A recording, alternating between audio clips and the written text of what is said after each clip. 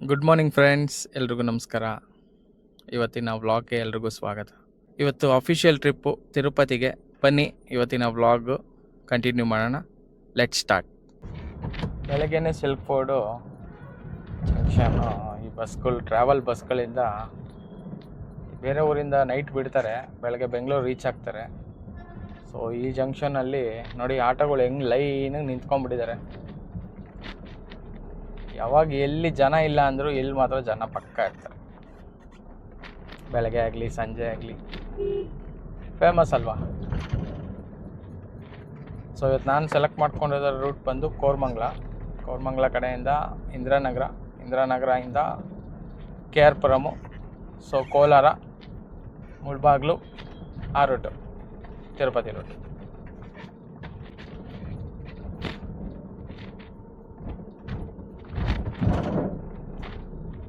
ಯಾಕೋ ಮ್ಯಾಪಲ್ಲಿ ಕೋರಮಂಗ್ಲ ಕಡೆಯಿಂದ ಏನೋ ಜಾಮ್ ಅಂತ ತೋರಿಸ್ತಾ ಇದೆ.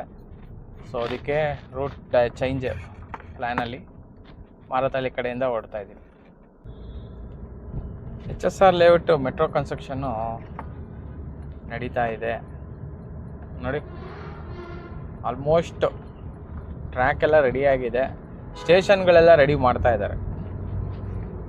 ಇದೊಂದು ಆಯಿತು ಅಂದರೆ ಈ ಕಡೆ ಹೋಗುವಂಥ IT ಎಂಪ್ಲಾಯೀಸ್ಗೆ ವೈಟ್ ಫೀಲ್ಡು ಆಲ್ರೆಡಿ ಆ ಕಡೆ MG ರೋಡ್ ಕಡೆಯಿಂದ ಬಿಟ್ಟಿದ್ದಾರೆ, ಕೆ ಆರ್ ಪುರಂ ಕಡೆಯಿಂದ. ಬಟ್ ಈ ರೂಟು ತುಂಬ ಜನ ಓಡಾಡ್ತಾರೆ. ಈ ಬೆಂಗಳೂರು ಸೌತ್ ಕನೆಕ್ಟ್ ಆಗುತ್ತಲ್ಲ, ಸೊ ಸಿಕ್ಕಾಪಟ್ಟೆ ಜನಕ್ಕೆ ಯೂಸ್ಫುಲ್ ಆಗುತ್ತೆ ಈ ಒಂದು ಮೆಟ್ರೋ. ಯಾವಾಗ ಓಪನ್ ಮಾಡ್ತಾರೆ ಅನ್ನೋ ಐಡಿಯಾ ಇಲ್ಲ ನನಗೆ ಆ್ಯಕ್ಚುಲಿ, ಬಟ್ ಟ್ರ್ಯಾಕ್ ಎಲ್ಲ ರೆಡಿಯಾಗಿದೆ ಅಂತ ಗೊತ್ತು.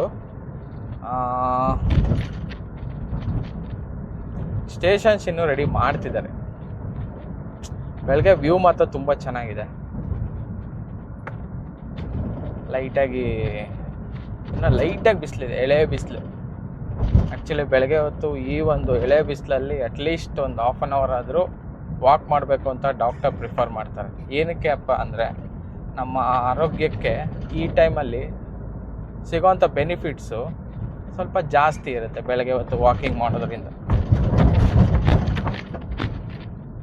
ಇನ್ನೊಂದು ವಿಚಾರ ಏನಪ್ಪ ಅಂದರೆ ಈ ನಡುವೆ ತುಂಬ ಹಾರ್ಟ್ ಅಟ್ಯಾಕ್ ಆಗಿ ಸಾಯ್ತಾ ಇದ್ದಾರೆ. ಅಂದರೆ ಏಜ್ ಲಿಮಿಟೇ ಇಲ್ಲ, ಚಿಕ್ಕ ಏಜವರು ದೊಡ್ಡ ಏಜವರು ಎಲ್ಲ ಹಾರ್ಟ್ ಅಟ್ಯಾಕಿಂದ ಸಾಯ್ತಾ ಇದ್ದಾರೆ.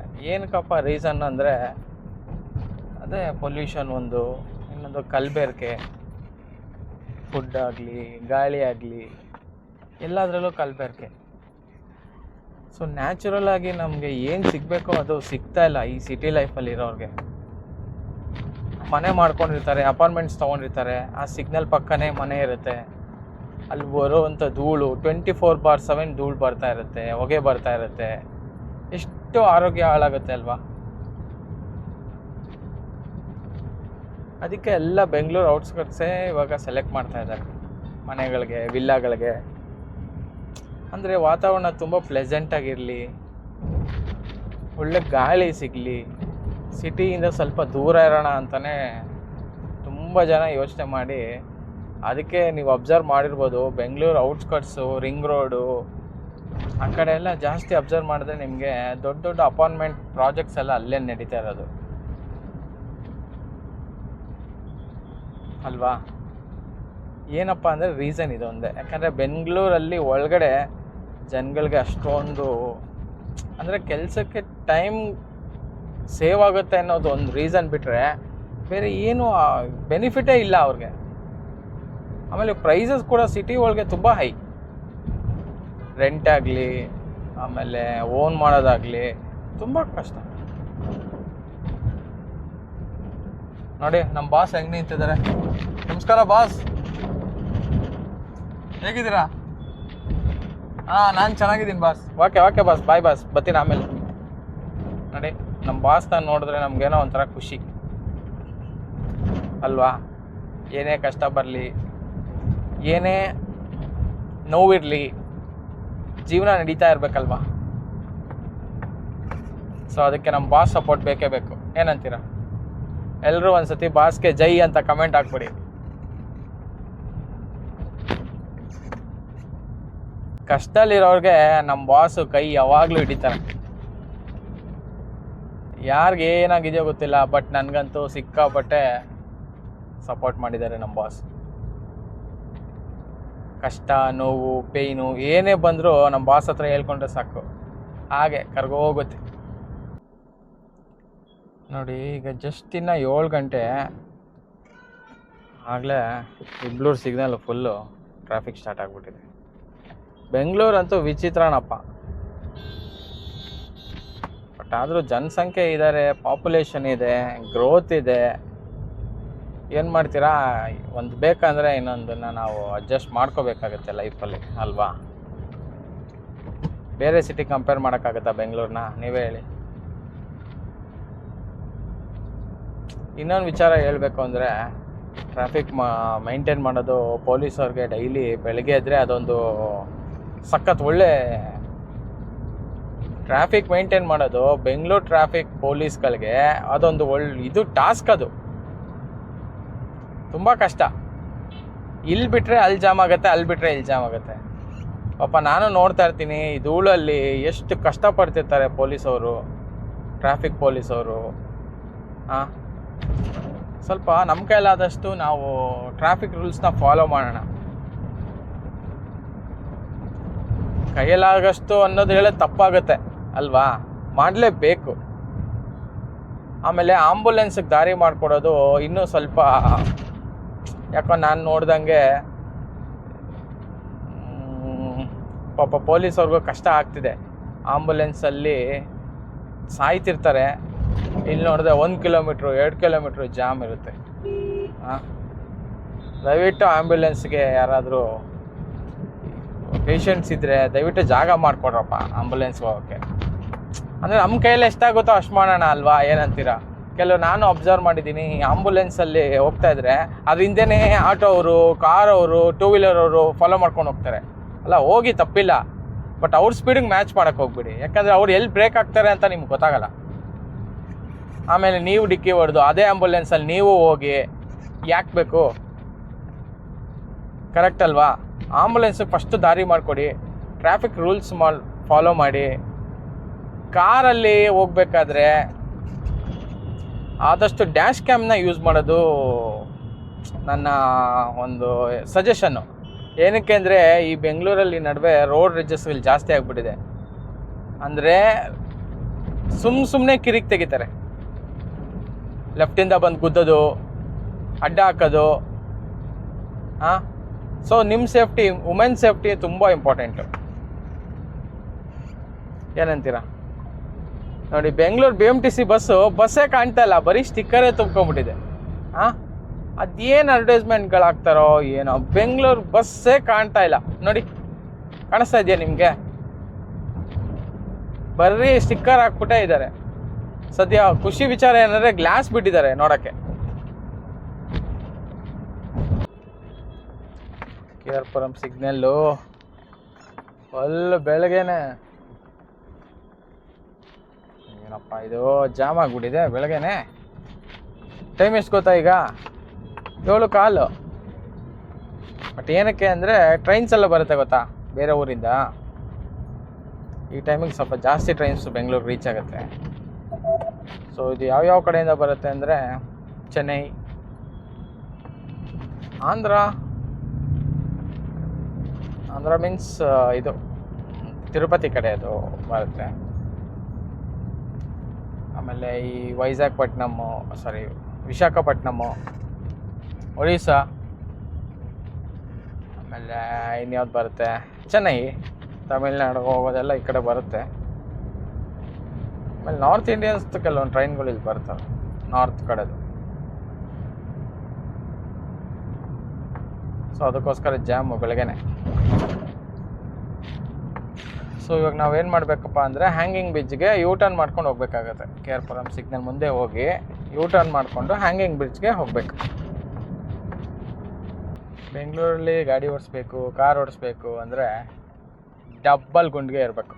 ನೋಡಿ ಅವನು ಹೆಂಗೆ ಬರ್ತಾ ಇದ್ದಾನೆ ಇಡಿಯೇಟು. ಎಲ್ಲಿ ಟರ್ನ್ ಮಾಡಬೇಕು, ಎಲ್ಲಿ ಲೆಫ್ಟ್ ಟರ್ನ್ ಮಾಡಬೇಕು, ಎಲ್ಲಿ ರೈಟ್ ಟರ್ನ್ ಮಾಡಬೇಕು, ನೋ. ಸೊ ಈ ಫಾರಿನಲ್ಲಿ ಈ ಆಟೋಮೆಟಿಕ್ ಕಾರ್ಸ್ ಇದೆ ಗೊತ್ತಾ, ಟೆಸ್ಲಾ, ಆಮೇಲೆ ಆಡಿ, BMW, ಬೆಂಝು ಅದೆಲ್ಲ ಇಲ್ಲಿ ವರ್ಕ್ ಆಗಲ್ಲ ಅಂತ ಅನಿಸುತ್ತೆ ನನಗೆ. ಯಾಕೆಂದರೆ ನಮ್ಮದು ಅದಕ್ಕೂ ಮೀರಿರೋವಂಥ technology, human technology. Human sensing ಮಾಡೋಷ್ಟು ಸೆನ್ಸ್ ಇನ್ನೂ ಹೇಗೆ ಬಂದಿಲ್ಲ ಅಂತ ಅಂದ್ಕೊಂಡಿದ್ದೀನಿ. ಯಾಕಂದರೆ ಎಲ್ಲಿ ಹೆಂಗೆ ಬರ್ತಾರೆ ನೋಡಿ ನೋಡಿ ನೋಡಿ ನೋಡಿ ಹಂಗೆ ನೋಡ್ತಾ ಇರಿ, ಲೆಫ್ಟು ರೈಟು ಏನೂ ಇಲ್ಲ. ಜಾಗ ಕಾಣಿಸ್ತಾ, ಗಾಡಿ ಹೋಗುತ್ತೆ ಅಂತ ಫೀಲ್ ಆಯ್ತಾ, ನುಗ್ಸೋದೆ. ಆಮೇಲೆ ಈ ಲಾರಿಗಳಲ್ಲಿ ಲೋಡ್ ಹಾಕ್ಕೊಂಡು ಹೋಗ್ತಾರೆ ನೋಡಿ, ಆ ಲೋಡ್ ಹಾಕ್ಕೊಂಡು ಹೋಗ್ತಿದ್ದಾನೆ ಅವನು, ಅಲ್ಲಿ ಮಳೆ ಆಮೇಲೆ ಸ್ಕ್ರ್ಯಾಪು ಎಲ್ಲ ಇದೆ. ಅದೇನಾದ್ರು ಕೆಳಗಡೆ ಬಿದ್ದು ಯಾರಿಗೆ ಯಾರು ಚುಚ್ಕೊಂಡು ಅವ್ರ ತಲೆ ಮೇಲೆ ಇನ್ನೊಬ್ಬರು ಗಾಡಿ ಹಚ್ಚಿ ಹಿಂಗೆ ಅನಾಹುತ ಅಂತ ಹೇಳ್ತಾರ ನೋಡಿ. ಆಟೋವ್ರಿಗಂತೂ, ಆಟೋ ಡ್ರೈವರ್ ಅಣ್ಣಗಳ ಸ್ವಲ್ಪ ಕರೆಕ್ಟಾಗಿ ಓಡಿಸ್ರಣ್ಣ. ಹೆಂಗೆ ಯಾರಾದರೂ ಕೈ ಹಾಕ್ಬಿಟ್ರು ಅಂದರೆ ಸಾಕು ಅಣ್ಣಂಗೆ ಊಟ ನೋಡಿಯೋದಯ್ಯ. ಸೊ ಏನಕ್ಕೆ ಹೇಳ್ತಾ ಇದ್ದೀನಿ ಮಾತು ಅಂದರೆ, ಸ್ವಲ್ಪ ಟ್ರಾಫಿಕ್ ಸೆನ್ಸ್ ಇಟ್ಕೊಳ್ಳಿ ಅಷ್ಟೇ. ನಮ್ಮಿಂದ ಇನ್ನೊಬ್ಬರಿಗೆ ಸಪೋರ್ಟ್ ಆಗದಿದ್ರೂ ಪರವಾಗಿಲ್ಲ ಗುರು, ಕಷ್ಟ ಅಂತ ಕೊಡಕ್ಕೆ ಹೋಗ್ಬಿಡಿ. ಆಮೇಲೆ ಈ BMTC ಬಸ್ ಡ್ರೈವರ್ ಅಣ್ಣಗಳಿಗೆ ಒಂದು ದೊಡ್ಡ ಸಲ್ಯೂಟ್ ಹೊಡಿತೀವಿ. ಯಾಕೆಂದರೆ ಈ ಒಂದು ಟ್ರಾಫಿಕ್ ಪೇಷನ್ಸ್ ಅಂತ ಎಷ್ಟು ಇಟ್ಕೊಂಡಿರ್ತಾರೆ, ಆದರೂ ಕೆಲವ್ರು ಕಳ್ಕೊಂಬಿಟ್ಟಿರ್ತಾರೆ. ನಾನು ಸುಮಾರು ನೋಡಿದ್ದೀನಿ ಪೇಷನ್ಸ್ ಕಳ್ಕೊಂಡಿರೋರನ್ನ. ಪೇಷನ್ಸ್ ಇರೋರು ತುಂಬ ರೇರು.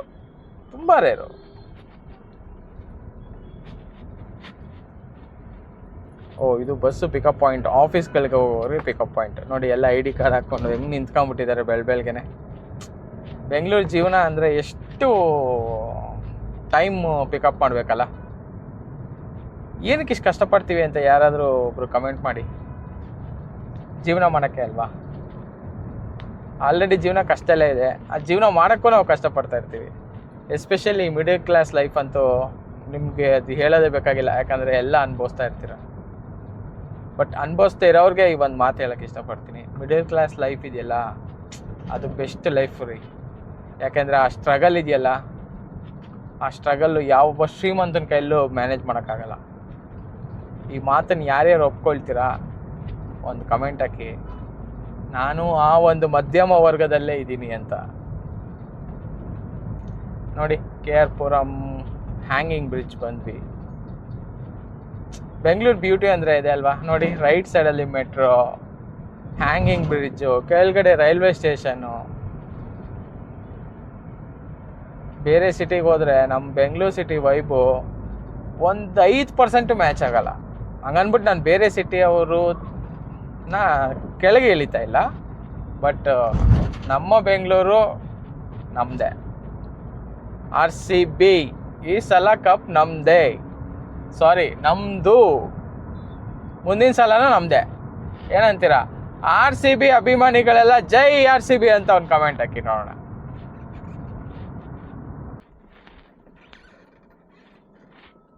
KR ಪುರಂ ಕಟ್ಟೆ ವಿನಾಯಕ ಟೆಂಪಲ್ ಹತ್ರ ಬರ್ತಾ ಇದ್ದೀನಿ. ಈ ಟೆಂಪಲ್ಗೆ ಸುಮಾರು ದಿನದಿಂದ ಬರಬೇಕು ಅಂದ್ಕೊತಾ ಇದ್ದೀನಿ, ಯಾಕೋ ಟೈಮೇ ಆಗ್ತಾಯಿಲ್ಲ. ಸುಬ್ರಹ್ಮಣ್ಯ ಸ್ವಾಮಿ ದೇವಸ್ಥಾನವೂ ಇದೆ, ಹೂವು, ಹಣ್ಣು, ಹಂಪಲು, ಮಾರ್ಕೆಟು ನೋಡಿ, ರಾಜ ಸ್ಟ್ಯಾಚು, ಕೃಷ್ಣರಾಜಪುರ ಮಾರ್ಕೆಟು, ಹಣ್ಣು ಮಾರ್ಕೆಟು, ಹೂ ಮಾರ್ಕೆಟು.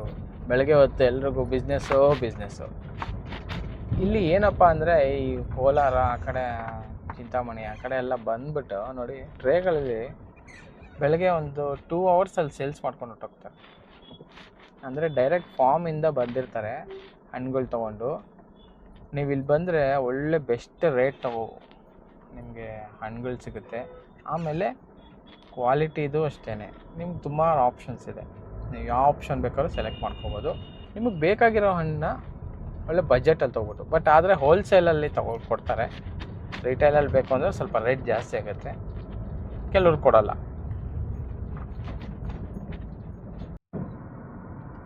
ಹೊಸಕೋಟೆ ಟೋಲ್ ರೀಚ್ ಆಗ್ತಾ ಇದ್ದೀನಿ ನೋಡಿ. ಇಲ್ಲಿಂದನೇ ಫುಲ್ಲು ಕ್ಯೂ ನಿಂತುಬಿಟ್ಟಿದೆ ಗಾಡಿಗಳು. ದೇವರೇ, ಟೈಮ್ ಎಕ್ಸಾಕ್ಟಾಗಿ 7:35. ಸೊ ನಾನು ಅಂದ್ಕೊಂಡಿದ್ದೀನಿ ಇಲ್ಲಿಂದ ಕೋಲಾರ ಇನ್ನು 1 ಅವರ್ ರೀಚ್ ಆಗ್ಬೋದು ಅಂತ ಅಂದ್ಕೊಂಡಿದ್ದೀನಿ. ಇಲ್ಲಿ ದಾಟಿದ್ರೆ ಇನ್ಯಾವುದು ಟೋಲ್ಸು ಒಂದು ಇಲ್ಲ, ಇನ್ಯಾವುದು ಟೋಲ್ ಇಲ್ಲ. ಬಟ್ ಆದರೆ ಟ್ರಾಫಿಕ್ ಈ ಥರ ಇರಲ್ಲ, ಫ್ರೀ ಆಗಿರುತ್ತೆ ರೋಡ್. ಲೋ ಅಣ್ಣ, ಹಿಂದೆ ಮುಂದೆ ನೋಡಲು. ಅಯ್ಯೋ ದೇವ್ರೆ, ಪರವಾಗಿಲ್ಲ, ರೋಡ್ ಖಾಲಿ ಇದೆ. ನಾನು ಅಲ್ಲಿ ನೋಡ್ಬಿಟ್ಟು ಜಾಮ್ ಆಗಿದೆ ಅನ್ಕೊಂಬಿಟ್ಟೆ. 7:30 ಅಲ್ವಾ ನೋಡಿ, ಫ್ರೆಶ್ಶಾಗಿ ಹೂವು ಮಾಡ್ತಿದ್ದಾರೆ. ಹೂವಿನ ಹಾರ, ಮಲ್ಲಿಗೆ ಹೂವು ಫ್ರೆಶ್. ಟೋಲು ಫಾಸ್ಟಾಗಿ ಮಾಡಿಬಿಟ್ಟು ಎಷ್ಟು ಅನುಕೂಲ ಮಾಡಿದ್ರು ಅಂದರೆ ಟೈಮಿಂಗ್ಸ್ ಎಷ್ಟು ಸೇವ್ ಆಗುತ್ತೆ ಅಲ್ವಾ. ಕ್ಯಾಶ್ ಕಲೆಕ್ಟ್ ಮಾಡೋದಿರಲ್ಲ, ಚೇಂಜ್ ಕೊಡೋಂಗಿರಲ್ಲ, UPI ಪೇಮೆಂಟ್ ಇರಲ್ಲ, just scan and go. Thanks central government ಅವ್ರಿಗೆ ಟ್ಯಾಂಕ್ಸ್ ಹೇಳೋಕ್ಕೆ ಇಷ್ಟಪಡ್ತೀನಿ, ಯಾಕಂದರೆ ಫಾಸ್ಟಾಗಿ ಇಂಪ್ಲಿಮೆಂಟ್ ಮಾಡಿರೋದು ತುಂಬ ಯೂಸ್ಫುಲ್ ಆಗಿದೆ. ಪಾಸಿಟಿವ್ ಆಗು ಅಷ್ಟೇ, ಆಮೇಲೆ ಸೆಕ್ಯೂರಿಟಿಯಿಂದನೂ ಅಷ್ಟೇ. ಸೆಕ್ಯೂರಿಟಿಯಿಂದ ಏನು ಹೇಳ್ಬೇಕಂದ್ರೆ, ನಮ್ಮ ಗಾಡಿ ಫಾರ್ ಎಕ್ಸಾಂಪಲ್ ಯಾರು ಎತ್ಕೊಂಡು ಹೋದ್ರು, ಯಾವ ಟೋಲಲ್ಲಿ ಏನಾದ್ರು ಹೋಯ್ತು ಪಾಸ್ ಆಯಿತು ಅಂದರೆ ಟಕ್ ಅಂತ ಟ್ರ್ಯಾಕ್ ಆಗುತ್ತೆ, ಮೆಸೇಜ್ ಬರುತ್ತೆ ಅಲ್ವಾ. ಟ್ರೇಸಬಿಲಿಟಿ, ಎಲ್ಲೆಲ್ಲಿ ಹೋಗ್ತಿದೆ ಈ ಗಾಡಿ ಅಂತ ಟ್ರೇಸಬಿಲಿಟಿ ಅವ್ರಿಗೆ ಸಿಗುತ್ತೆ. ಬಟ್ ನೋ ಪ್ರಾಬ್ಲಮ್, ಏನು ತೊಂದರೆ ಇಲ್ಲ ಅಲ್ವಾ. ಸಿಗಲಿ ಬಿಡಿ, ಏನು ಪ್ರಾಬ್ಲಮ್ಮು. ನಾವೆಲ್ಲಿ ಹೋಗ್ತೀವಿ, ಏನು ಮಾಡ್ತೀವಿ ಅಂತ ಅಷ್ಟೋ ಡಿಟೈಲಾಗಿ ಎಂಟ್ರಿ ಮಾಡಿಕೊಂಡು ಡೇಟಾ ಕಲೆಕ್ಟ್ ಮಾಡ್ಕೊಳ್ಳೋ ಅಷ್ಟು ಅವ್ರಿಗೂ ಪುರ್ಸೊತ್ತು ಅವ್ರಿಗೂ ಇಲ್ಲ. ಕಲೆಕ್ಟ್ ಮಾಡಲಿ, ನೋ ಪ್ರಾಬ್ಲಮ್, ಏನು ತೊಂದರೆ ಇಲ್ಲ. ಬಟ್ ಈ ಹೊಸಕೋಟೆ ಫೇಮಸ್ ಏನಕ್ಕೆ ಅಂದರೆ, ನನ್ನ ಫ್ರೆಂಡ್ಸ್ ಕೆಲವರು ನಾನ್ ವೆಜ್ ಫ್ರೆಂಡ್ಸ್ ಇದ್ದಾರೆ, 4 ಗಂಟೆಗೆ ಬಂದು ಬಿರಿಯಾನಿ ತಿಂತಾರಂತೆ ಗುರು. ನಿಜ.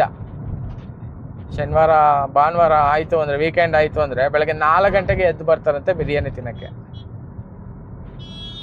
ನಾವು ಪ್ಯೂರ್ ವೆಜ್ ಆಗಿರೋದ್ರಿಂದ ಅದ್ರ ಬಗ್ಗೆ ಐಡಿಯಾ ಇಲ್ಲ.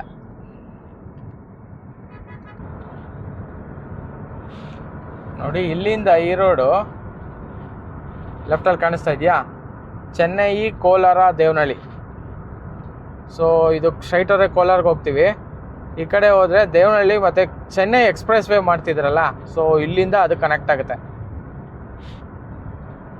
ಇನ್ನೂ ಸ್ವಲ್ಪ ಕೆಲಸ ನಡೀತಾ ಇದೆ, ಇನ್ನೂ ಪೂರ್ತಿ ಕ್ಲಿಯರ್ ಆಗಿಲ್ಲ. ಕ್ಲಿಯರ್ ಆದರೆ ಇಲ್ಲಿಂದ ಚೆನ್ನೈಗೆ ಜಸ್ಟ್ 2.5 ಅವರ್ಸಲ್ಲಿ ರೀಚ್ ಆಗ್ಬೋದು. ರೋಡ್ ಮಾತ್ರ ಸಕ್ಕದಾಗಿದೆ, 8 ವೇ ಅನಿಸುತ್ತೆ. ಸಕ್ಕದಾಗಿ ಮಾಡಿದ್ದಾರೆ ರೋಡ್ ಅಂತೂ, ತುಂಬ ಖರ್ಚು ಮಾಡಿದ್ದಾರೆ ಸೆಂಟ್ರಲ್ ಗೌರ್ಮೆಂಟ್ ಅವರು. ಬಟ್ ಯೂಸ್ಫುಲ್ ಇದೆ, ಯಾಕಂದರೆ ಸಿಟಿ ಟ್ರಾಫಿಕ್ಕು, ಆಮೇಲೆ ನಾವು ಟ್ರಾವೆಲಿಂಗ್ ಟೈಮು ಸಿಟಿ ಟ್ರಾಫಿಕ್ ಅನ್ನೋದಕ್ಕಿಂತ ಹೆಚ್ಚು ಏನಪ್ಪ ಅಂದರೆ, ಇವಾಗ ಅಲ್ಲಿಂದ ಅಲ್ಲಿ ವರ್ಕ್ ಏನಾದ್ರು ತುಂಬ ಇತ್ತು ಅಂತಂದರೆ ತುಂಬ ಯೂಸ್ಫುಲ್ ಆಗುತ್ತೆ. ಆಲ್ರೆಡಿ ಜನಶತಾಬ್ದಿ ಇದೆ, ಟ್ರೈನು, ವಂದೇ ಭಾರತ್ ಇದೆ. ಬಟ್ ಟ್ರೈನು ಟೈಮ್ ಪ್ಲ್ಯಾನ್ ಮಾಡಬೇಕು, ಈ ಟೈಮ್ಗೆ ರೀಚ್ ಆಗಬೇಕು, ಈ ಟೈಮ್ಗೆ ಹೋಗಬೇಕು ಅಂತ ಇರುತ್ತೆ. ಆದರೆ ಕಾರಲ್ಲಿ ಟ್ರಾವೆಲ್ ಮಾಡೋರಿಗೆ ಈ ರೂಟು ತುಂಬ ಯೂಸ್ ಆಗುತ್ತೆ. ಆಮೇಲೆ ಟ್ರಾನ್ಸ್ಪೋರ್ಟೇಷನ್ಗೂ ತುಂಬ ಯೂಸ್ ಆಗುತ್ತೆ.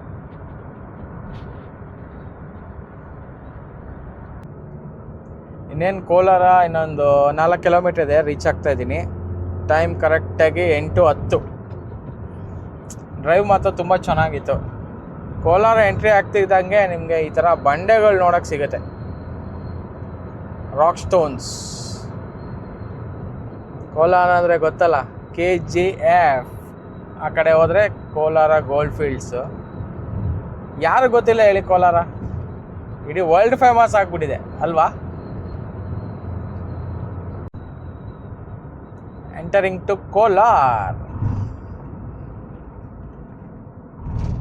ಸೊ ಲೆಫ್ಟ್ ಹೋದರೆ ನೀವು ಸಿಟಿ ಒಳಗೆ ಹೋಗ್ತೀರಾ. ನಾವೀಗ ತಿರುಪತಿಗೆ ಹೋಗ್ಬೇಕಾಗಿರೋದ್ರಿಂದ ನಾವು ಸ್ಟ್ರೈಟ್ ಹೋಗ್ಬೇಕು.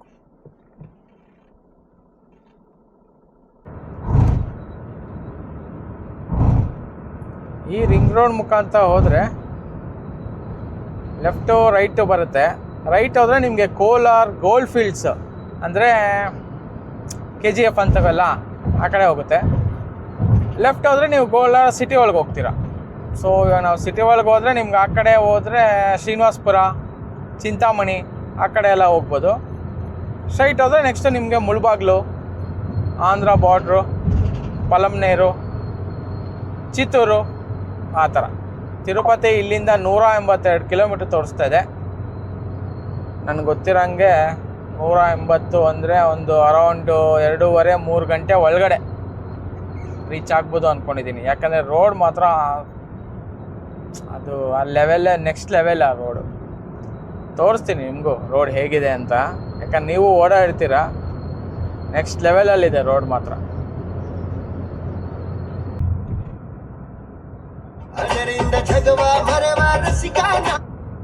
ಹಾಯ್ ಫ್ರೆಂಡ್ಸ್, ಈಗ ಮುಳ್ಬಾಗ್ಲು ಎಂಟ್ರಿ ಆಗ್ತಾ ಇದೀವಿ. ಸೊ ನಾವು ಮುಳ್ಬಾಗ್ಲು ಒಳಗೆ ಹೋಗಲ್ಲ ನೋಡಿ, ಈ ಕಡೆ ಹೋದರೆ ಮುಳ್ಬಾಗ್ಲು ಒಳಗಡೆ ಸಿಟಿ ಒಳಗಡೆ ಹೋಗುತ್ತೆ.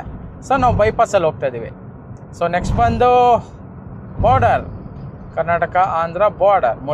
ಮುಳ್ಬಾಗ್ಲ ಆದಮೇಲೆ ಮುಳ್ಬಾಗ್ಲಲ್ಲಿ ಏನು ಫೇಮಸ್ಸು ಗೊತ್ತಾ? ಮುಳ್ಬಾಗಿಲ್ ದೋಸೆ ಫೇಮಸ್ಸು. ಕೆಲವೊಂದು ದೋಸೆ ಕೆಲವೊಂದು ಊರಲ್ಲಿ variety of taste, variety of making, process ಅಂತಾರ. But Mulbagal dosa famous. ಇವತ್ತು ನಾನು ಮುಳ್ಬಾಗ್ಲಲ್ಲಿ ದೋಸೆ ತಿಂತಾ ಇಲ್ಲ, ಯಾಕೆ ಅಂದರೆ ಆಲ್ರೆಡಿ ನಮ್ಮ ಮನೆಯಲ್ಲಿ ನನಗೆ ದೋಸೆನ ಪಾರ್ಸಲ್ ಮಾಡಿ ಕೊಟ್ಬಿಟ್ಟಿದ್ದಾರೆ. ಮುಳ್ಬಾಗ್ಲು ದೋಸೆ ತಿನ್ನಬೇಕಂದ್ರೆ ನೀವು ಮುಳ್ಬಾಗ್ಲಿಗೆ ಬರಬೇಕಾಗಿಲ್ಲ. ಬೆಂಗಳೂರಲ್ಲಿ ಸುಮಾರು ಕಡೆ ಮುಳ್ಬಾಗ್ಲು ದೋಸೆನ ಈಗ ಇಂಟ್ರೊಡ್ಯೂಸ್ ಮಾಡಿದ್ದಾರೆ. ಬಟ್ ಒರಿಜಿನಲ್ ಟೇಸ್ಟ್ ಬೇಕು ನಿಮಗೆ, ಆ ಒಂದು ಪ್ಲೇಸಲ್ಲೇ ನೀವು ತಿನ್ನಬೇಕು ಅಂತಂದರೆ ನೀವು ಮುಳ್ಬಾಗ್ಲು ಬಂದು ತಿನ್ಬೋದು. ಆಮೇಲೆ ಮುಳ್ಬಾಗ್ಲಲ್ಲಿ ಆಂಜನೇಯ ಸ್ವಾಮಿ ಟೆಂಪಲ್ಲು ಫೇಮಸ್ಸು. ಆಮೇಲೆ ಇನ್ನೊಂದು ಡಿಶ್ ಏನಪ್ಪ ಫೇಮಸ್ ಅಂದರೆ, ನಾನು ತಿಂದಿರೋದು ಮುಳ್ಬಾಗ್ಲಲ್ಲಿ ಬೆಳ್ಳುಳ್ಳಿ ಖಾರದ ಚುರ್ಮುರಿ ಅಂತ ಮಾಡ್ತಾರೆ.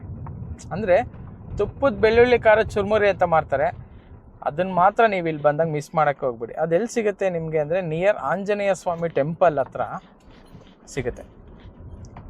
ಸೊ ಏನು ಹೇಳಿ ಇನ್ನೊಂದು ಸತಿ ಹೇಳ್ತೀನಿ, ರಿಪೀಟ್ ಮಾಡ್ತೀನಿ. ಬೆಳ್ಳುಳ್ಳಿ ಖಾರದ ಚುರ್ಮುರಿ ಮೀನ್ಸ್ ತುಪ್ಪದ ಬೆಳ್ಳುಳ್ಳಿ ಖಾರದ ಚುರ್ಮುರಿ ಅಂತ ಕೇಳಿ ನಿಮ್ಗೆ ಆ ಡಿಶ್ ಸಿಗುತ್ತೆ. ಅದು ಈವ್ನಿಂಗ್ ಮಾತ್ರ ಸಿಗುತ್ತೆ. ಈ ಕಡೆ ಬಂದಾಗ ನೀವು ಅದನ್ನೊಂದು ಸತಿ ಟ್ರೈ ಮಾಡಿ, ಟೇಸ್ಟ್ ಮಾಡಿ, ಹೇಗಿತ್ತು ಅಂತ ನನಗೆ ಕಮೆಂಟ್ ಮಾಡಿ. ನೋಡಿ ಹೇಳೋದಲ್ಲ, ಮುಳ್ಬಾಗ್ಲು ದೋಸೆ ಇಲ್ಲಿಂದ ಸ್ಟಾರ್ಟ್ ಆಗುತ್ತೆ, ಹೈವೇಲೇ ನಿಮಗೆ ಸಿಗುತ್ತೆ. ಬಟ್ ನೀವು ಒಳ್ಳೆ ಒರಿಜಿನಲ್ ಮುಳ್ಬಾಗ್ಲು ದೋಸೆ ಬೇಕು ಅಂದರೆ ಮುಳ್ಬಾಗ್ಲು ಒಳಗಡೆ ಹೋಗಬೇಕು. ಅಲ್ಲಿ ಮೇ ಬಿ ಅದು ವಿಜಯ್ ವಾಸನೋ ಏನೋ ಒಂದು ನೇಮ್ ಇದೆ ಹೋಟ್ಲ್ ಹೆಸರು.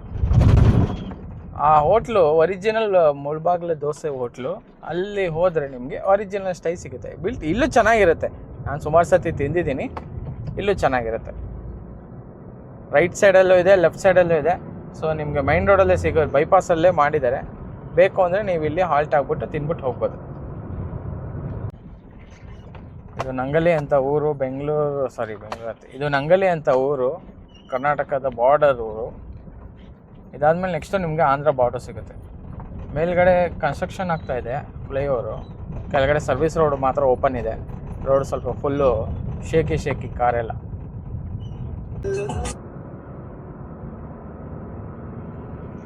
ಫ್ರೆಂಡ್ಸ್ ನೋಡಿ, ಈಗ ಆಂಧ್ರ ಪ್ರದೇಶ್ ಎಂಟ್ರಿ ನೋಡಿ. ಇಲ್ಲಿ ಜಸ್ಟ್ 100 ಮೀಟರ್ಸಲ್ಲೇ ರೋಡ್ ಹೆಂಗೆ ಚೇಂಜ್ ಆಗೋಯ್ತು ನೋಡಿ.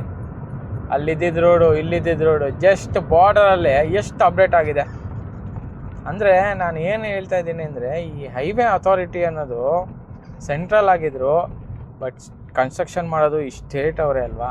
ನೋಡಿ ಎಷ್ಟು ಡಿಫ್ರೆನ್ಸ್ ಇದೆ. ಇಮ್ಮಿಡಿಯೇಟ್ ಚೆಕ್ ಪೋಸ್ಟು ಆಂಧ್ರದಲ್ಲಿ, ಗಾಡಿ ಎಂಟ್ರಿ ಆಗ್ತಿದ್ದಂಗೆ ಚೆಕ್ ಪೋಸ್ಟು.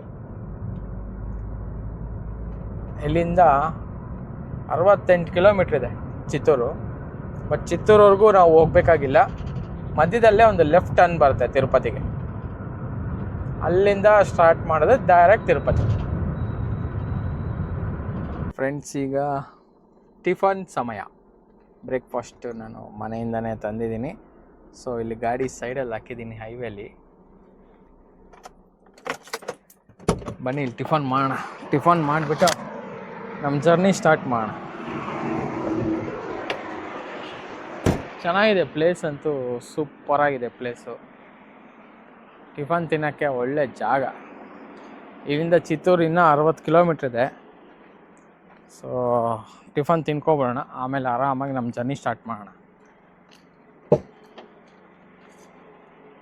ಟಿಫನ್ ತಿನ್ನೋಣ. ಈ ಸೋಲೋ ಟ್ರಿಪ್ಪು ಮಾಡಿಕೊಂಡು ಟಿಫನ್ ತಿನ್ಕೊಂಡು ಅದ್ರ ಮಜಾನೇ ಬೇರೆ, ಏನಂತೀರ? ಬಟ್ ಆದರೂ ಮನೆಯಿಂದ ತಿಂಡಿ ತಂದು ತಿನ್ನೋದು ಮಜಾ ಇದೆಯಲ್ಲ, ಅದು ತುಂಬ ಚೆನ್ನಾಗಿರುತ್ತೆ. ಬಿಸಿ ಬಿಸಿ ದೋಸೆನ ಕೊಟ್ಟಿದ್ದಾರೆ, ಚಟ್ನಿ ಮಧ್ಯಾಹ್ನಕ್ಕೂ ಕೊಟ್ಬಿಟ್ಟಿದ್ದಾರೆ.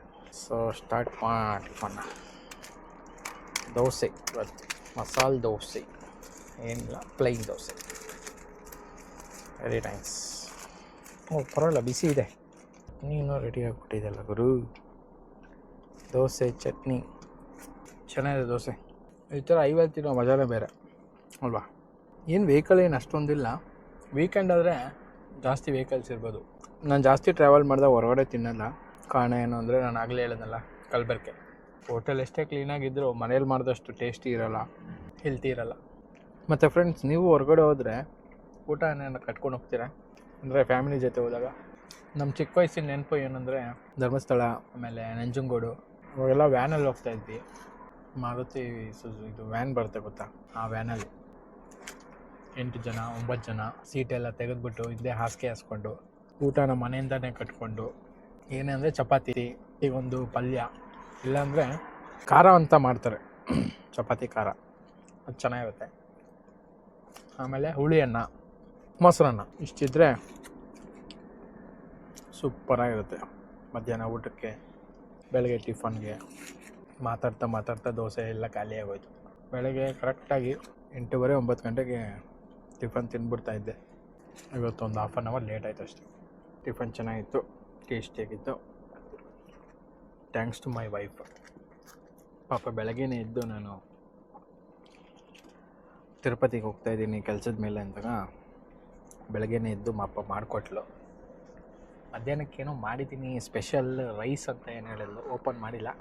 ಮಧ್ಯಾಹ್ನ ಏನು ಅಂತ ಓಪನ್ ಮಾಡಿಬಿಟ್ಟು ನೋಡೋಣ ಏನು ರೈಸ್ ಮಾಡಿದ್ದಾಳೆ ಅಂತ. ಬನ್ನಿ ಇವಾಗ ನಮ್ಮ ಜರ್ನಿ ಸ್ಟಾರ್ಟ್ ಮಾಡೋಣ. ನೆಕ್ಸ್ಟು ಇಲ್ಲಿ ಸ್ಟಾರ್ಟ್ ಮಾಡಿದ್ರೆ ಗಾಡಿ ಇನ್ನು ಸ್ಟಾಪ್ ಆಗೋದೆ ತಿರುಪತಿ. ಶುರು ಮಾಡೋಣ. So next stop. ಸೊ ಹೈವೇಲಿ ಗಾಡಿ ಓಡಿಸ್ಬೇಕಾದ್ರೆ ಯಾವತ್ತೂ ಅಷ್ಟೇ ಹುಷಾರಾಗಿರಿ. ಸೈಡ್ಗೆ ಹಾಕಬೇಕಾದ್ರೆ, ಲೈನ್ ಚೇಂಜ್ ಮಾಡಬೇಕಾದ್ರೆ ತುಂಬ ಕೇರ್ಫುಲ್ಲಾಗಿರಿ. ಸ್ಪೀಡ್, ನಿಮ್ಮ ಕಂಟ್ರೋಲು, ನಿಮ್ಮ ಕೆಪಾಸಿಟಿ ಎಷ್ಟಿದೆಯೋ ಅಷ್ಟು ಮಾತ್ರ ಸ್ಪೀಡ್ ಹೋಗಿ. ಯಾಕೆ ಹೇಳ್ತಾ ಇದ್ದೀನಿ ಅಂದರೆ,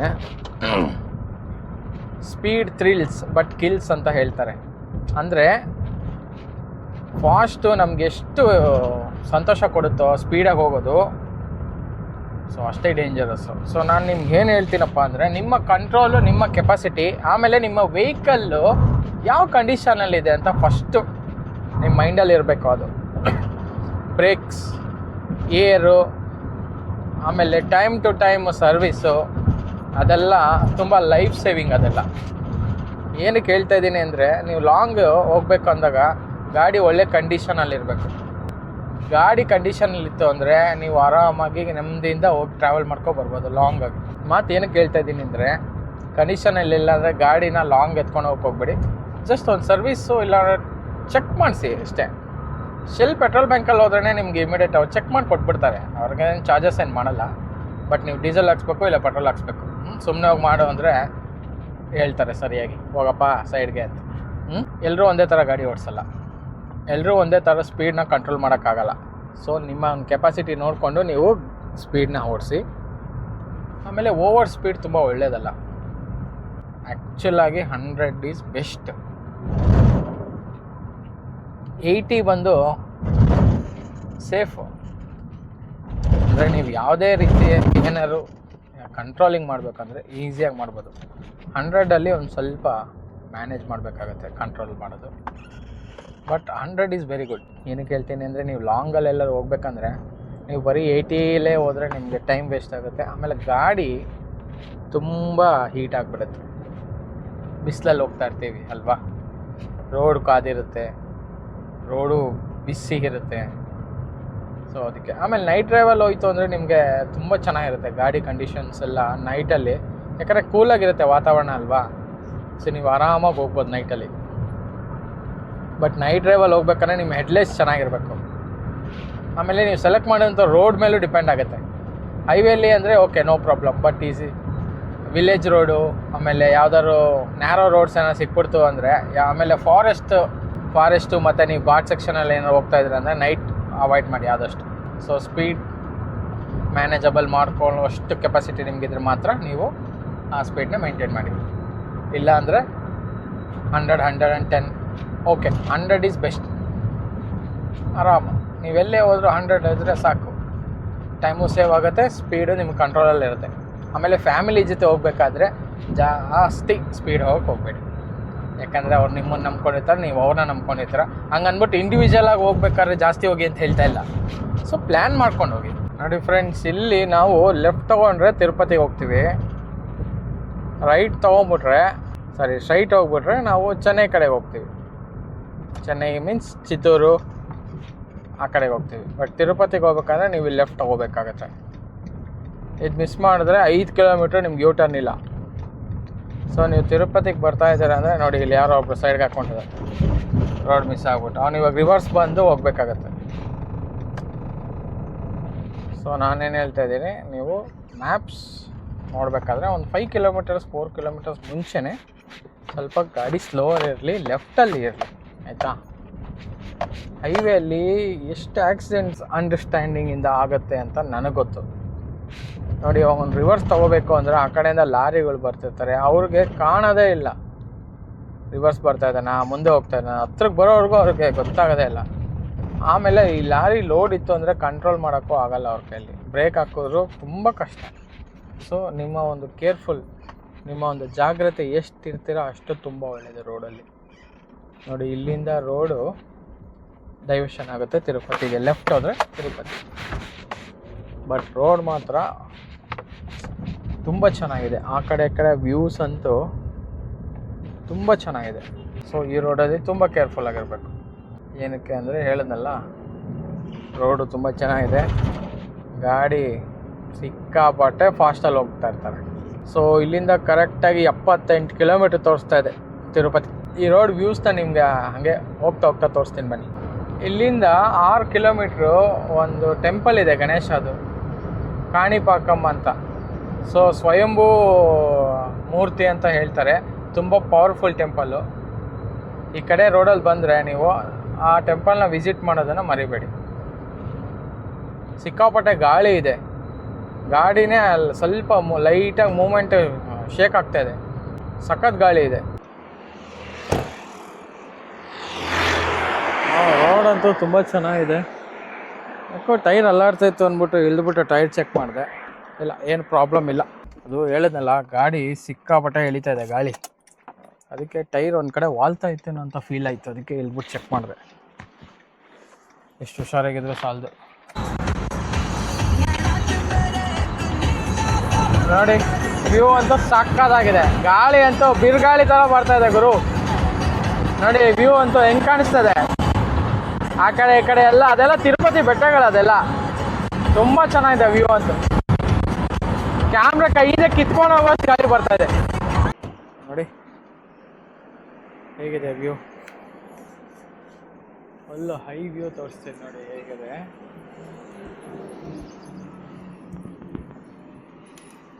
ಇದು ಎಂಟ್ರಿ ಆಗ್ತಾ ಇರೋದು ಈಗ.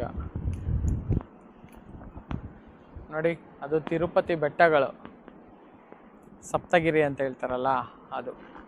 ಈ ಕಡೆ ಫುಲ್ಲು ಮೌಂಟೇನ್ಸು, ತುಂಬ ಬ್ಯೂಟಿಫುಲ್ ಆಗಿದೆ. ಬಿಸಿಲು ಅಷ್ಟೇ, ಬಿಸಿಲು ಚೆನ್ನಾಗಿ ಮೈಲ್ಡಾಗಿದೆ. ಮೋಡ. ಟೈಮು 11:10. ಹಾಗೆ ಬರ್ತೀನಿ ನೋಡಿ, ಆ ಕಡೆ ಹೆಂಗೆ ಕಾಣುತ್ತೆ. ಈ ಕಡೆಯಿಂದ ಬಂದಿದ್ದೆ ಆ್ಯಕ್ಚುಲಿ ನಾನು. ಸೊ ಇದು ವ್ಯೂ ತುಂಬ ಚೆನ್ನಾಗಿದೆ ಅಲ್ಲ. ತಿರುಪತಿ ಎಂಟ್ರಿ ಕೊಡ್ತಾ ಇದ್ದೀವಿ. ರೋಡ್ ಕನ್ಸ್ಟ್ರಕ್ಷನ್ ಮಾಡ್ತಾ ಇದ್ದಾರೆ, ಹೈವೇ ರೋಡು, ಫ್ಲೈಓವರ್ ಎಲ್ಲ ಮಾಡ್ತಾ ಇದ್ದಾರೆ. ಸೊ ಅದಕ್ಕೆ ಡೈವರ್ಷನ್ನು. ಸೊ ನಮ್ಮ ಡೆಸ್ಟಿನೇಷನ್ ರೀಚ್ ಆಯಿತು. ಈಗ ಕೆಲಸ ಸ್ಟಾರ್ಟ್ ಮಾಡಬೇಕು. ಕೆಲಸ ಮುಗಿಸ್ಕೊಂಡು ರಿಟರ್ನ್ ಬೆಂಗಳೂರಿಗೆ ಹೋಗಬೇಕಾದ್ರೆ ನಾನು ಕಂಟಿನ್ಯೂ ಮಾಡ್ತೀನಿ. Until then see you.